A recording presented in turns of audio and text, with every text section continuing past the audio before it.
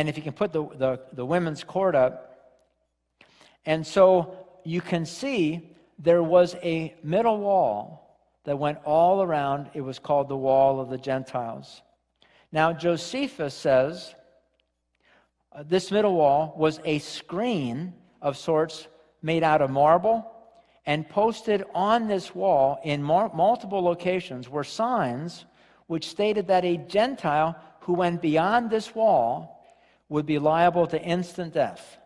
So that wall that you see, a Gentile could not go beyond that.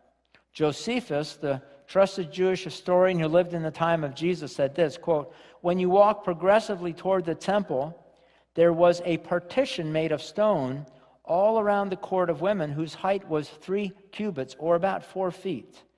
Its construction was very elegant, and upon the wall stood signs, and they've discovered these signs carved out of rock. In 1871 they discovered them, at equal distance from one another, some in Greek, some in Roman letters, stating that no foreigner shall go any further on the pain of death." And Paul knew this wall very, very well, and he understood the consequences of a Gentile going through it personally, and it cost him dearly. How so? Because in Acts chapter 21, he was arrested in Jerusalem, which ultimately led to his final imprisonment and death, because they wrongly charged him of taking an Ephesus Gentile. Interesting, Ephesus, the same book, a man from Ephesus who was a Gentile beyond that middle wall. And although it wasn't true, just the charge that he walked someone through that wall brought a riot about in Jerusalem that caused him to be seized by the Romans, hauled off to Rome, and eventually condemned to death. So he understood this middle wall and what it represented.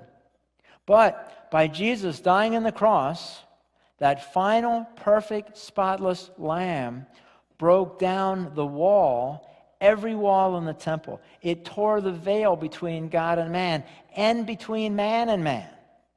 The wall barring Gentiles, the wall barring women, the wall barring classes of clergy, and the Greeks used here an additional idea of this wall coming down. The Greek actually adds the idea that this wall was the fence that not only fenced Gentiles out, but it also fenced in the Jews. It held them captive to that legal system. And by this wall coming down, it freed us from having to go in. It allowed us to go into the presence of God, but it also freed them to come out from behind that wall of law. You don't want to miss next week.